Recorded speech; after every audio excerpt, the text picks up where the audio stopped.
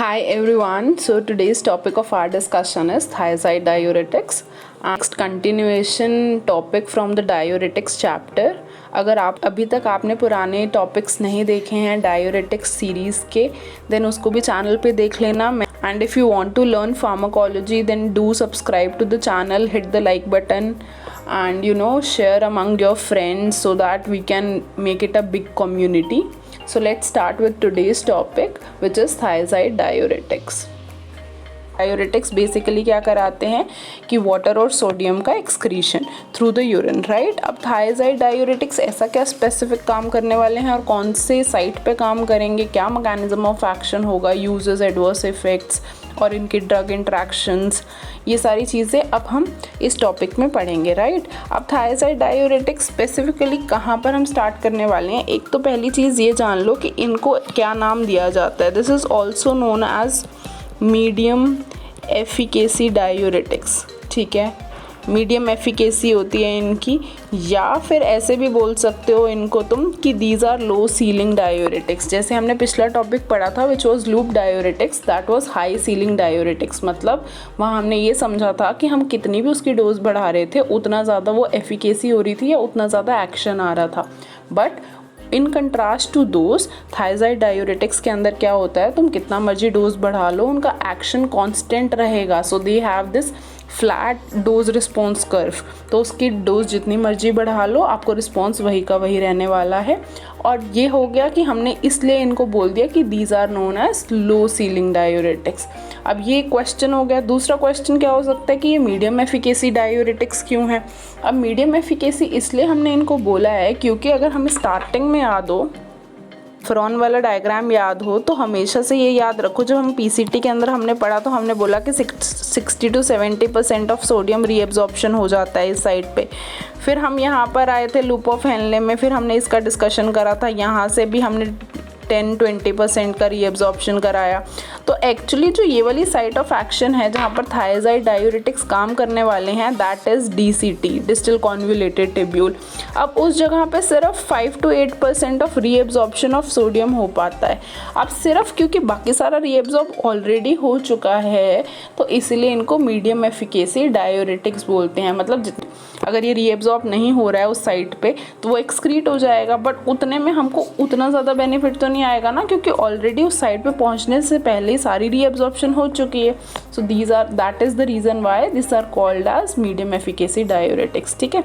तो अब बेसिक इसमें क्या हो जाएगा, जो ये डिस्टल कॉन्वोल्यूटेड टिब्यूल होता है ये हमारा नेफ्रॉन है, ये प्रॉक्सिमल कॉन्वोल्यूटेड टिब्यूल, ये हमारा थिन असेंडिंग लिम्ब, ये थिक असेंडिंग लिम्ब, और ये डिस्टल कॉन्वोल्यूटेड टिब्यूल. हाँ, तो ये वाली साइट की बात हो रही है स्पेसिफिकली, ठीक है.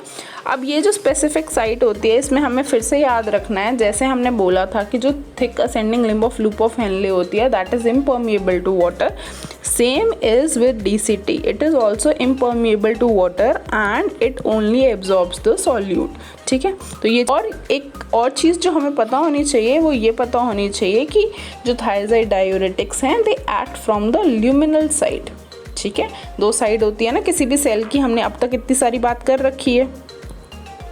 अगर मैं यहाँ पर डिस्टल कॉन्वोल्यूटेड टिब्यूल बनाती हूँ and if this is the lumen, तो हमने ये बात कर रखी है ना कि ये वाली जो साइट होती है ये तो सारा का सारा आपका limb of loop of Henley है, राइट.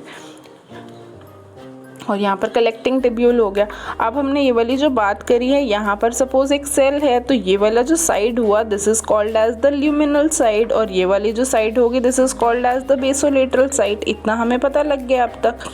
और अगर नहीं पता लगा है तो बेसिक डायोरेटिक्स वाला टॉपिक हमने कवर कर रखा है, उसमें बेसिक्स बताए गए हैं, उसको जाके वॉच करिए और उसके बाद इधर कंटिन्यू सुनिए. अब हम यहाँ पर क्या बात कर रहे थे कि इस साइड से क्यों एक्ट कर रहे हैं, बट जो अब तक हमने पढ़े थे कि thick ascending limb of loop of Henley, मतलब जो लूप डायोरेटिक्स होते हैं वो भी ल्यूमिनल साइड से एक्ट करते हैं. अब अगर वो ल्यूमिनल साइड से एक्ट कर रहा है तो एक सोचने की बात है कि वहाँ पर ये पहुँचा कैसे. समझ रहे हो मैं क्या बोल रही हूँ. आई एम सेइंग दिस कि अगर हमें यहाँ पर ड्रग पहुँचाना है ठीक है, हमने बोला यहाँ से थायजाइड डायूरेटिक्स एक्ट करेंगे, बट यहाँ पर ड्रग आएगा कैसे, क्योंकि ये तो ल्यूमिनल साइड है। ल्यूमिनल साइड मतलब जो ग्लोमेरुलर फिल्ट्रेट के अंदर आएगा, यहाँ से तो आना पड़ेगा ना उस ड्रग को। तो जो thick ascending limb of loop of Henley था, मतलब लूप डायूरेटिक्स थे, वो भी ल्यूमिनल साइड से एक्ट कर रहे थे। तो उसका भी जो रीएब्जॉर्प्शन हो रहा था या जो अंदर आ रहा था, वो कहाँ से आ रहा था, प्रॉक्सिमल कॉन्वोल्यूटेड टिब्यूल से। ठीक है, तो एक हमने नया कंसेप्ट यहाँ पर सीखा कि जो थायजाइड डायूरेटिक्स होते हैं या जो लूप डायूरेटिक्स होते हैं, ये दोनों कहाँ से एक्ट करते हैं, ल्यूमिनल साइड से। तो मैकेनिज्म ऑफ एक्शन की अगर हम बात कर रहे हैं यहाँ पर, तो बिल्कुल बेसिक सी बात जो हमें समझनी है वो स्टार्ट करने से पहले कि कौन कौन से चैनल्स पे एक्ट करेगा और कौन कौन से पंप होते हैं नॉर्मल फिजियोलॉजी में। ठीक है, तो अब मैं क्या करूँगी, ये वाला एक सेल लूँगी और इसका सिर्फ जूम इन वर्जन तुमको बताऊँगी। तो यहाँ से हम यहाँ पर अपना डिस्कशन स्टार्ट करेंगे कि मैकेनिज्म ऑफ एक्शन क्या होगा कि डिस्टल कॉन्वोल्यूटेड टिब्यूल पे एक्ट करेगा। अगर डिस्टल कॉन्वोल्यूटेड टिब्यूल का मैं ये वाला सेल ले रही हूँ और यहाँ से ये ल्यूमिनल साइड है, ये अंदर वाली साइड, और यहाँ पर एक पंप होता है जिसको हम बोलते हैं, जो तुमको याद रखना है वो है sodium chloride symporter. This is sodium, this is chloride and this is symporter, मतलब सेम डायरेक्शन के अंदर मूवमेंट होएगी। तो ल्यूमिन से वो जाता है रीएब्जॉर्ब होने के लिए सेल के थ्रू। ठीक है, दूसरा यहाँ पर एक चैनल मिलेगा हमें which is called as the calcium channel. ठीक है, दूसरा एक चैनल है which is called as calcium channel. अब तक हमने इतना सारा फिजियोलॉजी समझ लिया है कि हमें ये पता है कि जो बेसोलेटल साइट होती है वहाँ पर सोडियम पोटेशियम ATPase पंप होते हैं। उसका 3 सोडियम यहाँ से बाहर जाते हैं तो 2 पोटेशियम यहाँ से अंदर आते हैं, इतना हमें पता लग गया। और जो ये बेसोलेटरल साइट होती है ना, इस पे एक और पंप प्रेजेंट होता है which is known as, in fact it is not a pump, it is in fact an exchanger. तो यहाँ पर एक सोडियम कैल्शियम एक्सचेंजर होगा। ठीक है, अब यहाँ पर क्या होगा कि ये वाला जो कैल्शियम अंदर आया, ये कहाँ से बाहर जा रहा है, यहाँ से बाहर जा रहा है, और सोडियम यहाँ से अंदर आ रहा है। ठीक है, अब जो ये सोडियम कैल्शियम एक्सचेंजर है, ये किसकी प्रेजेंस में काम करता है, पैराथायरॉयड हार्मोन की प्रेजेंस में। So it works in the presence of parathyroid hormone. अब हमने ये बात कर ली कि इसको अब एक बार दोबारा हम समझ लेते हैं कि यहाँ हम क्या बोल रहे हैं। यहाँ हमने सोडियम क्लोराइड सिम्पोर्टर होता है, तो विच इज़ अ पंप जिसके थ्रू यहाँ पर रेगुलेशन होगा। जिस सेल के अंदर क्या हुआ कि सोडियम क्लोराइड जो सिम्पोर्टर है वहाँ पर, उसकी वजह से क्या होगा, सोडियम और क्लोराइड अंदर जाएंगे। और एक हमें ये चीज़ पता ही है कि जो बेसोलेटरल साइट होती है वहाँ सोडियम पोटेशियम ATPase चैनल्स होते हैं। अगर सोडियम पोटेशियम ATPase चैनल है तो 3 सोडियम बाहर जाते हैं, 2 पोटेशियम अंदर आते हैं। अब ये सोडियम जो क्लोराइड वाला था, सोडियम क्लोराइड सिम्पोर्टर के थ्रू वहाँ से, तो यहाँ पर जो सोडियम था वो इसके थ्रू बाहर चला गया, राइट, ये वाली यहाँ से बाहर चला गया। दूसरा जो ये सोडियम था वो कहाँ से बाहर जाएगा, क्योंकि हम 3 सोडियम बाहर भेज रहे हैं और जबकि हम 2 पोटेशियम अंदर ले रहे हैं, तो amount of sodium going outside is more. तो it will be compensated by another mechanism which is through a exchanger which is sodium calcium exchanger। अब ये क्या हुआ, जो ये कैल्शियम है ये कहाँ से आ रहा है, जो ल्यूमेन है वहाँ से हम जब पास कर रहे थे तो वहाँ से कैल्शियम प्रेजेंस था। तो अब वो नॉर्मल मैकेनिज्म ऑफ एक्शन में जो कैल्शियम होता है वो रीएब्जॉर्ब होता है बॉडी के अंदर और इस सेल के थ्रू एक्सचेंज हो जाता है, इन प्लेस वो अपना सोडियम दे देता है। अब वो भी सोडियम कहाँ चला जाएगा, in presence of sodium potassium ATPase pump वो एक्सचेंज हो जाएगा। बट जो ये वाला एक्सचेंजर है सोडियम कैल्शियम वाला, इसको पैराथायरॉयड हार्मोन चाहिए होता है। ठीक है, मुझे लग रहा है ये हो गया नॉर्मल फिजियोलॉजी की बात, राइट। फिर से वो DCT का सेल बनाया। अब हम यहाँ पर क्या बोल रहे हैं कि अगर हम थायजाइड डायूरेटिक्स देते हैं which is the mechanism of action, अगर आपने दिया तो वहाँ पर क्या ब्लॉक होने वाला है, जो सोडियम क्लोराइड है सिम्पोर्टर वो ब्लॉक हो जाएगा। मतलब ये वाला जो चैनल था ये सिम्पोर्ट कर रहा था तो it will get blocked, right, we are get. अगर ये सिस्टम ब्लॉक हो जाता है तो एक चीज़ मेरी समझो कि यहाँ पर सोडियम नहीं पहुँचा, ना यहाँ पर क्लोराइड पहुँचा। ठीक है, तो ये दोनों चीज़ें नहीं पहुँची। तो अब क्या होगा कि यहाँ से ये जो सोडियम पोटेशियम ATPase का एक्सचेंजर था वो भी नहीं हो पाएगा। अब ये नॉर्मल मैकेनिज्म है, ये हो रहा है, तो इसको कंपनसेट कैसे करोगे आप, ये कैसा होता रहेगा। अब इसका मतलब है कि पैराथायरॉयड हार्मोन की प्रेजेंस में जो ये वाला हमारा चैनल था सोडियम कैल्शियम वाला वो ज़्यादा काम करेगा, it will have to work in excess so that कि वो कंपनसेट कर पाए, क्योंकि अब वो जो एक्सचेंजर है उसको ज़्यादा काम करना पड़ेगा, क्योंकि पहले जो यहाँ से सोडियम आ रहा था फ्रॉम दिस साइड, अब वो नहीं आ पाएगा। ये वाला जो सोडियम है it will have to work extra ताकि यहाँ से एक्सक्रीट हो सके in the presence of sodium ATPase pump. ठीक है, तो यहाँ पर अगर हम बना लेते हैं सोडियम ATPase पम्प तो वहाँ से एक्सक्रीट हो सके। ठीक है, समझ रहे हैं हम इस बात को। एक चीज़ और समझो कि अगर ऐसा होता है, whatever we are saying, अगर ऐसा होता है तो यहाँ पर हमारा कैल्शियम था, पर कैल्शियम तो उतना ही आ रहा था। अब क्या करेगी बॉडी, जो ल्यूमिनल साइड से ज़्यादा कैल्शियम लेने लग जाएगी ताकि सोडियम और कैल्शियम का एक्सचेंज हो सके। अब ज़्यादा कैल्शियम आप यहाँ से लोगे ताकि आपका सोडियम और कैल्शियम का एक्सचेंज हो सके, तभी तो यहाँ से सोडियम बाहर जाएगा ज़्यादा, राइट। तो अब this is first mechanism of action, it is by inhibiting the sodium chloride symporter channel, right. तो हमें ये समझ में आ गया इन्होंने कैसे काम किया। Second mechanism of action is also have weak carbonic anhydrase inhibitory action. ठीक है, एक चीज़ और याद रखनी है, कार्बोनिक एनहाइड्रेस इनहिबिटर्स हम पढ़ चुके हैं, पूरा टॉपिक डिटेल में, उसको जाके देख लेना और इसको कंटिन्यू कर लेना। Third mechanism of action is it also has vasodilatory effect.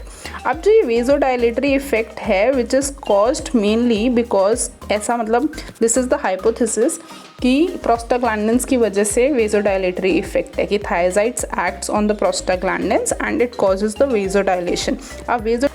अब वेज़ोडाइलेशन की वजह से क्या होगा, जो टोटल पेरिफेरल रेजिस्टेंस होती है वो कम हो जाएगी, उसकी वजह से क्या होगा कि बीपी कम हो जाता है। So these thiazide diuretics are the agents of choice, are the first line treatment for the essential hypertension. तो हम जब ट्रीटमेंट या यूजेस में पढ़ेंगे तो ये सबसे ज़्यादा कहाँ यूज़ किए जाते हैं, बीपी लोअरिंग एजेंट्स होते हैं या फिर हाइपरटेंशन के अंदर यूज़ किए जाते हैं।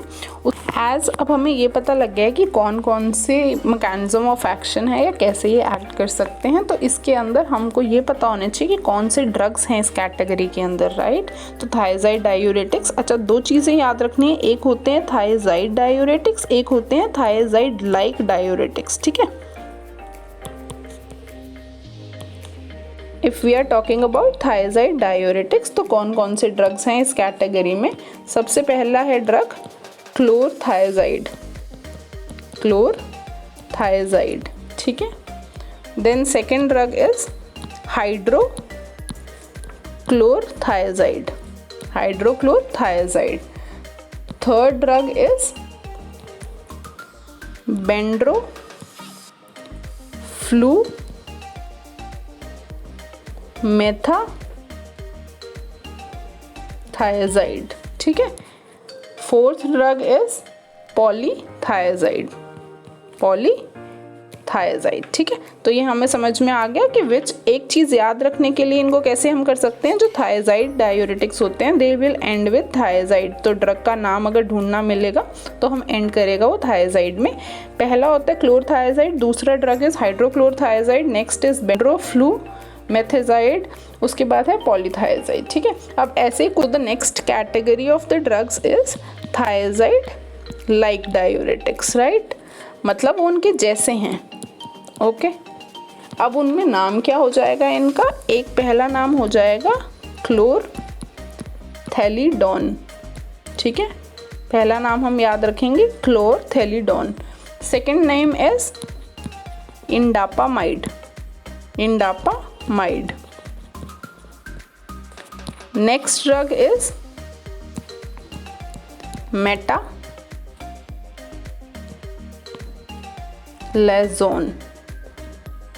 ठीक है, अब ये सारे एक चीज़ यहाँ पर याद रखो, जो हमने थायराइड देखे थे उसमें नाम थायराइड पे एंड हो रहा था, यहाँ पर कोई डोन है, कोई अमाइड है, कोई ओन है, तो मतलब they will not and with thyroid. तो हमें ये नाम याद रखने पड़ेंगे, क्लोरथैलिडोन, इंडापामाइड, मेथालेजोन। तो ये सारे भी हो गए थायराइड डायूरेटिक्स। तो these are thiazide like diuretics but all these categories come under thiazide only, right. तो ये चीज़ हमने यहाँ पर सीख ली।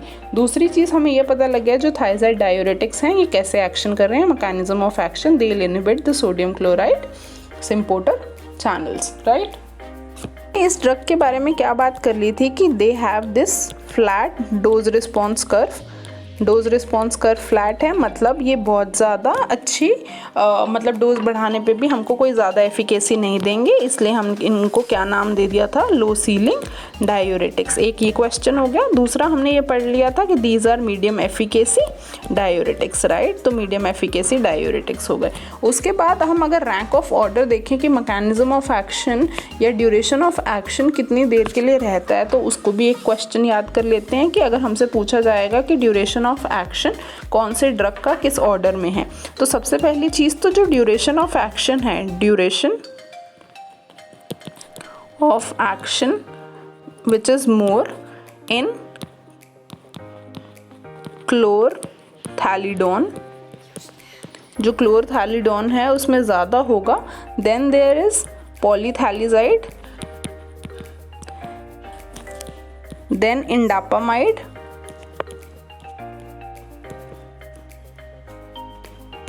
लास्ट में कौन होगा, फिर होगा hydrochlorothiazide, then there is chlorothiazide. ठीक है, समझ में आ रहा है कि this is the duration of action.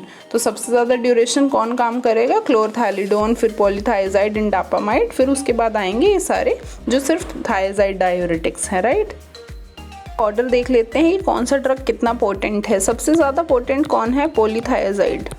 ठीक है, polythiazide, then there is indapamide, then there is bendroflumethiazide. ठीक है, फिर उसके बाद जो नेक्स्ट ड्रग है that is hydrochlorothiazide, then chlorthalidone, this is thalidone. ठीक है, then there is the other drug which is chlorothiazide. समझ में आ रहा है। So this is the potency order. और वो जो हमने सीखा था वो वाला था ड्यूरेशन ऑफ एक्शन कि कौन कितना ज़्यादा देर काम करेगा एंड ये कितना अच्छे से काम करेंगे, पोटेंसी। अब एक चीज़ और देख लेते हैं कि जब हमने ये नेफ्रॉन बनाया तो इसमें डायूरेटिक इफेक्ट कैसे बोला हमने, यहाँ पर ये एक्शन बता दिया कि यहाँ सोडियम क्लोराइड नहीं रीएब्जॉर्ब हो रहे, इसका मतलब सोडियम क्लोराइड यहाँ से ज़्यादा जा रहे हैं। अगर वो यहाँ से ज़्यादा जा रहे हैं मतलब इधर से कलेक्टिंग टिब्यूल के थ्रू ज़्यादा निकलेंगे। अब कलेक्टिंग टिब्यूल के पास जो सेल्स होते हैं वहाँ से क्या होगा, वहाँ से सोडियम पोटेशियम एक्सचेंज हो जाएगा। अगर वो सोडियम पोटेशियम एक्सचेंज होता है और सोडियम यहाँ पर रीएब्जॉर्ब हो जाता है तो पोटेशियम ज़्यादा एक्सक्रीट हो जाएगा। So it will lead to more excretion. एक तो यहाँ से सोडियम जो निकलेगा that is okay, it will cause the natriuresis. ठीक है, साथ में वाटर भी निकलेगा, that is what is the diuretic effect जो हमें चाहिए था। साथ में it will also cause the potassium loss which will lead to hypokalemia. ठीक है, तो पहली चीज़ इन पेशेंट्स के अंदर हमको क्या मिलेगी कि this will lead to hypokalemia, blood के अंदर जो पोटेशियम होता है उसका लेवल कम हो जाएगा। ठीक है, द सेकेंड थिंग जो हमें देखने में मिलेगी इन पेशेंट्स के अंदर, जो हमने साइट ऑफ एक्शन बनाया है और ये वाला जो सेल है इधर, यहाँ पर एक चीज़ याद रखनी है कि अगर हमारा क्योंकि यहाँ पर हमारा सोडियम क्लोराइड काम नहीं कर रहा था और यहाँ से सोडियम ज़्यादा अंदर आ रहा था इन the presence of parathyroid hormone और कैल्शियम बाहर जा रहा था, तो कैल्शियम ज़्यादा ल्यूमेन में ल्यूमेन से रीएब्जॉर्ब हो रहा था। अगर कैल्शियम ज़्यादा ल्यूमेन से रीएब्जॉर्ब होगा मतलब जो बॉडी है उसके अंदर कैल्शियम का लेवल बढ़ जाएगा, इज़न्ट इट। तो हमारी बॉडी के अंदर क्या हो जाएगा, there will be hypercalcemia. तो हम इसको कहाँ पर यूज़ कर सकते हैं, it can be used in the treatment of patients with idiopathic hypercalciuria. कुछ ऐसे पेशेंट्स होते हैं जिनके अंदर यूरिन के अंदर कैल्शियम बहुत ज़्यादा निकलता रहता है या फिर उनको eventually calcium oxalate stones, renal stones बन जाते हैं। तो उन केसेस के अंदर हम क्या करेंगे कि ऐसे पेशेंट्स को हम थायजाइड डायूरेटिक्स दे देंगे। जैसे हमने स्टार्टिंग के अंदर डिस्कस करा कि मेरे पास कोई क्रॉनिक पेशेंट है विच इज़ ऑफ हाइपरटेंशन और मैंने उन पेशेंट्स को, वो एल्डरली पेशेंट है, मैंने उसको ये साथ में थायजाइड डायूरेटिक दे दिया। अब थायजाइड डायूरेटिक क्या करेगा, ये कैल्शियम का रीएब्जॉर्प्शन कराएगा। तो eventually it is good for the patients of chronic illness with elderly patients, ताकि उनके अंदर जो बोन है वो ख़राब ना हो, मतलब ये ऑस्टियोपोरोसिस को भी बचाता है इन लॉन्ग टर्म केसेस। अब हम ना यूजेस के लिए निमोनिक याद कर लेते हैं। थायजाइड डायूरेटिक्स का निमोनिक क्या रहेगा हमारे पास, तो इसके यूजेस क्या होंगे। यूजेस याद रखने के लिए हम शेड याद करेंगे, राइट। हम क्या याद करेंगे, शेड। तो एस से क्या होगा, there will be decrease in stone formation. अभी हमने समझा ना स्टोन कहाँ बन रहा है, कैल्शियम ऑक्सलेट के स्टोन्स बन जाएंगे, तो रीनल कैल्कुलाई बचाने के लिए हम थायराइड डायूरेटिक्स देते हैं। फिर it is also given in the patients of essential hypertension, क्योंकि इनका वेजोडायलेटरी इफेक्ट होता है, उसकी वजह से ये क्या करते हैं, ये हमारा बीपी को कम करने में पेशेंट्स के हेल्प करेंगे। देन ए से छोड़ दो, कुछ नहीं है। डी से there is diabetes insipidus. Diabetes insipidus के ट्रीटमेंट ऑफ चॉइस में भी थायराइड्स होते हैं। I will tell you that also, right, कि कैसे होंगे वो। Then another use is edema. तो एडिमा कहाँ पर हो सकता है, तो edema may be because of chronic heart failure की वजह से एडिमा हुआ हो पेशेंट के अंदर, या फिर कुछ रीनल दिक्कत की वजह से पेशेंट का एडिमा हुआ हो। तो any case of any sort of oedema, क्योंकि हमारा बेसिक काम क्या होता है कि वाटर और सॉल्यूट्स को एक्सक्रीट आउट करना, तो ये दोनों चीज़ें कर रहा है, तो एडिमा के पेशेंट्स के अंदर ये बहुत अच्छा होता है ड्रग, तो आप ये भी दे सकते हो, ठीक है। Let's talk about the side effects which will be caused by thyroid diuretics. तो हमने सबसे पहला साइड इफेक्ट देख लिया, इट कॉजेज हाइपोकैलीमिया। हम समझ के आ रहे हैं कि कैसे कर रहा है वो हाइपोकैलीमिया, सोडियम को भी एक्सक्रीट करा रहा है, इट कॉजेज हाइपोनेट्रीमिया, क्लोराइड का भी लेवल कम कर रहा है ना, वो भी निकाल रहा है उसकी वजह से, और साथ में ये मैग्नीशियम का भी लेवल कम करता है, तो हाइपर मैग्नीशियमिया, ये सारी चीज़ें हो रही हैं। इसके बाद जो इम्पॉर्टेंट चीज़ है हमको समझने के लिए, इट कॉजेज हाइपर कैल्सीमिया। वो हमने अभी समझा कि कैल्शियम का लेवल इसने कैसे बढ़ाया, ये ज़्यादा रीएब्जॉर्ब करा रहा है, तो इसलिए ब्लड के अंदर जो हमारी बॉडी में है वो कैल्शियम का लेवल बढ़ जाएगा। दूसरी चीज़, जो ये यूरिक एसिड और इसका ट्रांसपोर्टर सेम होता है प्रॉक्सिमल कॉन्वोल्यूटेड टिब्यूल के थ्रू, तो फिर लॉन्ग टर्म इंडिकेशन ये है कि आपका यूरिक एसिड का लेवल भी बढ़ा देता है ये, तो इट कॉजेज हाइपर यूरिसीमिया, ठीक है। अब इसके बाद अलग से एक इफेक्ट जो देखने को मिलेगा थायराइड डायूरेटिक्स के साथ, क्योंकि ये हमारा क्या करता है कि इंसुलिन के सिक्रीशन को डिक्रीज कर देता है या इनहिबिट कर देता है, so it causes hyperglycaemia, ठीक है। So it also causes the increase of the LDL cholesterol, total cholesterol को लेवल को इंक्रीज कर देता है, ट्राइग्लिसराइड्स के लेवल को इंक्रीज कर देता है। सो ऑल दिस, एंड साथ में कुछ पेशेंट्स के अंदर आपको स्किन रैश भी देखने को मिल सकता है, हाइपर सेंसिटिविटी रिएक्शंस या फोटो सेंसिटिविटी हो सकती है। In very rare cases there is also seen erectile dysfunction in some patients, तो सम पेशेंट्स के अंदर हमको इरेक्टाइल डिसफंक्शन भी दिख सकता है, ठीक है। So this is all about the side effects which are caused by the thiazide diuretics. Now we'll proceed to the interactions या फिर कॉन्ट्राइंडिकेशंस, किन केसेस में हमें साथ में थायराइड डायूरेटिक्स नहीं देना चाहिए। एक तो ये एनसेड्स के साथ थायराइड डायूरेटिक्स नहीं देना चाहिए। क्यों नहीं देना चाहिए, क्योंकि इफेक्टिवनेस कम कर देते हैं वो, ठीक है।